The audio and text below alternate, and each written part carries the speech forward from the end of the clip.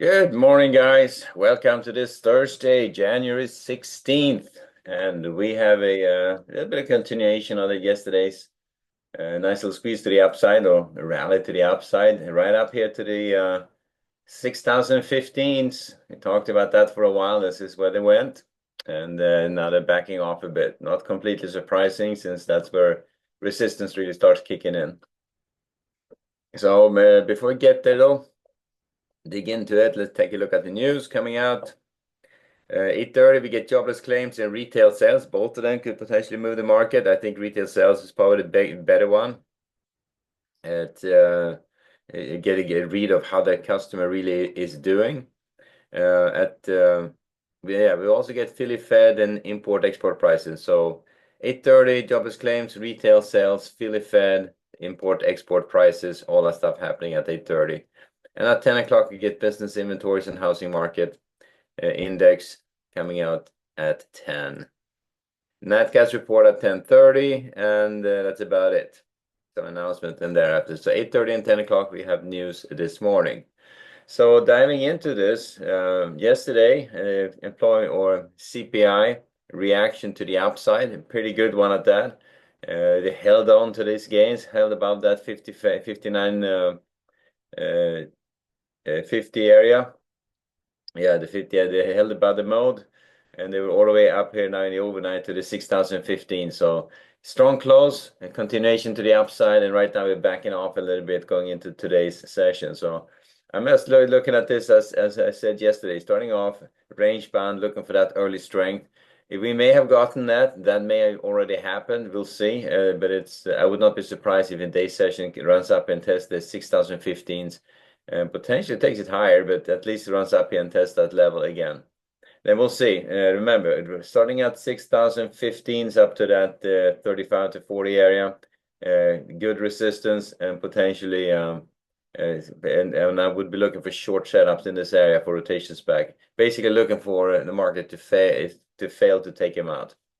So we don't know quite which level is going to hold, but we do have the 6015s, we have the 30s, and we have the 40, 45s here, all areas of resistance which potentially could hold. So I would be looking for short setups in between them. If they break out above one of those areas, I definitely look for potential long trade running it up here. If they're going to squeeze this to the upside, could be some long setups in there for moving this a little bit higher. On the way down, looking to buy weakness just early on this morning. I was going to say the 1995s, but they already took that out. Now it's going to be 80s and the 65s down to the 50s. Rotations back up. Now I'm not going to be super aggressive if they start taking out that 59.80, but definitely looking for that 65 and the 60s. Sorry, 65 and the 50s for rotations back up as buying opportunities. If they take out the 50-55 support at the low of yesterday, I think bets are off at that point. We may even run down, test the lows at that point. But I'm looking for early strength. And if you start backing off too much, that's not going to materialize. So early on, I was looking at the 1995 level. Now it's going to be 80 and maybe 65s, but a little bit more aggressive on the long setups. Below 65, a little bit less aggressive going if they keep going lower than that. But I'm thinking we may get a more of a range band reaction, volatile, but range band reaction on those retail sales numbers and jobless claims. I think the trader VS managed to scratch up in this upper range, and I don't think the news is such that we can blow through the upper areas of resistance. So chances are we're going to be staying in this area of value and go sideways for a bit. Now, if you start folding these back together, you can see how these levels start. You can see how clearly these resistance areas materialize. So at this point, starting off range bound, looking for early strength for reaches to this 15 area, 6015s. If they start trading higher, still looking for shorts up to the 30s and the 40-45s. And if for some reason the 40-45 comes out, I would just lean in on the long side at that point. I think that clears out the way for us heading higher. And so that's kind of the dynamic this morning. But remember, the default trade is always failure to take out resistance. So when you're up against these upper areas of resistance, usually you need a pretty good piece of news or to blow through it. some sort of news which is going to drive the market right through it. But it's at this point, I don't think we have that, and so I have a little bit more looking for failure trades against these areas of resistance. All right, so it could be short against 6,002 since we're trading below it, but I would be a little bit less aggressive on that. I would hold out for the 15s and higher before I start engaging the short side a little bit more aggressively. All right, so that's the ES to get started. Looking at our NASDAQ and the bonds. So the bond market backing off back to the 112s again. They had a nice move to the upside yesterday. Nothing short, but spectacular, right? Yields came down, and now you see they're rotating right back to that mode here. So no continuation yet, at least. To trade up to that edge at the 113th and try to take it out. They were up just touching it yesterday real quick, then got knocked down promptly. I'm going to be looking for another test of that level. So I would hold out for a potential move higher just to see if they can retest that. We are right back here at the a key area of support at the 112.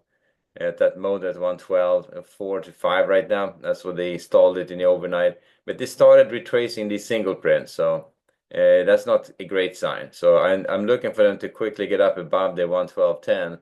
And if they can't, I'm not going to be looking for that retest of the highs anymore.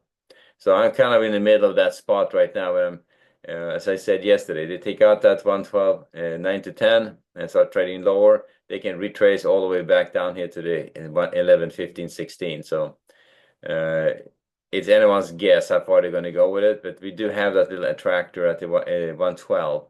So I would be looking at that as a support area. And if that comes out, I think that bets are off. Trade it from the short side to see how far they can retrace it. But we'll see. I'm thinking that we may stall around about here and start going sideways, in which means that we're going to start building value in this area. So maybe we cut off the selling on the bond markets, move to the downside. We'll see. So that this was a move out of the middle to the upside. So definitely looking the default is a trade from that long side. Looks to me like they did cut off the buying yesterday. So it could be one of those kind of dud reactions where you just get one big day and then they start backing back down again. So chances are I'm not going to be looking at this as a change in direction. Capital flow seems to be still to the downside. So watch that level 112. That comes out. Look for potential retracement, further retracement. If it holds, look for a retest of the highs, potentially higher. It could be a nice short potential setup around here, around the 112.16s. Rotations back down if you get some early strength. We'll see. But it's I would be open to short setups against that level for rotations back down again if we get early strength instead of if you just get early strength, and then that's going to be it for the trading day. All right. So hopefully I didn't confuse you on that one, but I'm looking for early strength to see if they can retest these highs potentially higher. And I'm going to be looking for short setups against 112.16s and then 12.22s up to the 113s.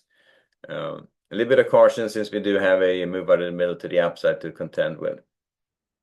All right, on the NASDAQ side, NASDAQ is definitely right back up here at 21.5, up in this upper area of value. And so that's a pretty good move at this point. Yeah, this is still a potential move out of the middle there. So right back to that mean at the mode at the 21,500s, and they cleared at the lower hurdle yesterday. Nice move out of the middle to the upside, continuation right up in this area. So starting off with the bias to the upside, looking for early strength to see if they can take it higher. If they can't, just probably going to go back range bound and watch them trade in this upper range. So basically looking to buy all the way down here to 21,200 to 270. We're going to sell up to the 21,800s, and let's see if they can break out of that range. I don't think, as I said, the news today is going to be such that they can break out of it. Probably not tomorrow either. So chances are we're going to stay in this range and potentially go sideways for a bit. So that's the dynamic. But I'm looking, given yesterday's moves, I'm going to be looking for continuation to the upside, at least early strength. But and run this mode, potential short setup against the 21,550. But if that comes out, I'm not going to be very aggressive on these potential resistance areas until we get closer to 21,700s. So about 700 to 800s. When you start approaching that upper edge, that's when I start getting more excited about potential short setups. So Nasdaq is a lot of range on it, but you can see on the lower end of it, that lower support area, that volume edge right there, that's a pretty obvious one. And then, of course, when you start getting up close to that 700, which got a ways to go. So if they start taking out that 560 edge, we could have a nice move to the upside in front of us. Just be mindful that these areas of resistance could potentially hold, and just have to be careful. Don't buy into them, avoid that. All right, so that's the Nasdaq to get started. Oil and gold. Gold holding have taken out the 2720s. So that's the area. This 27, let me see my capital flow chart. So this is the edge, the 2720 we were talking about. So that came out in the overnight. They bounced up against it yesterday, and they stalled it there, and overnight they took it out and start trading higher. So at this point, traded from the long side. See how far they can take it. The attractor now is at 2750. Now I would be looking for buying early weakness on this one. So looking at buying against the 27s, the 20s for rotations back up. Below 20s, they're going to take off that long bias. Just be mindful, one level below the obvious. It's going to be done at 27.15. So if they do run it a level lower, it's still looking for a potential buying opportunity, but that would be just a technical dynamic that they run it a level below the obvious just to shake out and fake you out if you wish. But still looking to trade it on the long side, see how far they can take it. Attractor, as I said, up here at the 27.50s. That's where I think they're heading at this point. So that's gold for you. Now, sometimes when you get the nice move in the overnight, they completely reverse it all the way back down again. So that could certainly happen. But at this point, that's how we get started. And then let's see, we know when to change our bias. All right. And then finally, oil. If you're going to trade oil, take your chances, right? So they're right up here yesterday, now overnight right back down again. So a little bit volatile, but it's the question with oil right now is you have to be really nimble about it because the policy changes are fast and furious, and you just never know when they're going to drop another crazy idea on oil before they leave office. But once the policy changes next week, then you're probably going to see oil start taking a leg lower. Maybe not immediately, but that is going to be the direction on oil, lower. At this point, last hurrah, they're squeezing it, and I would technically trade it on the long side if you want to trade it, but do it with a bit of caution since you never know when a new headline drops somewhere and they mess things up or something moves on you. And oil can move pretty good, so you want to be protected. Always keep your stop in at the decent location so that you don't get hammered. All right. So oil trade up on the long side at this point. I'm going to buy against the 79.30, the 78 was 79s. So 78, 930s and the 79s. Rotations back up. Below 79s, I'll take off the long bias and go back more range bound on oil. At this point, looking at the capital flow, we are looking at they're trading in this low volume area right now, stalling activity, this volume edge, they're bouncing up against it. As I said, I think that this little rally is going to find its demise pretty quick. We'll see just when and how, but it does not, I think, it reflects short-term fundamentals, and that's going to change pretty quick.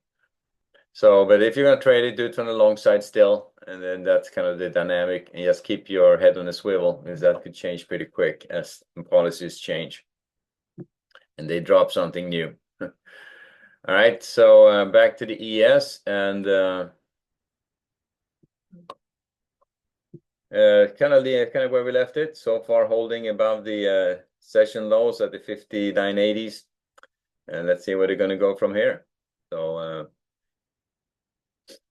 starting off by range bound on the ES and Nasdaq, looking for early strength, and then let's see if you can get some continuation.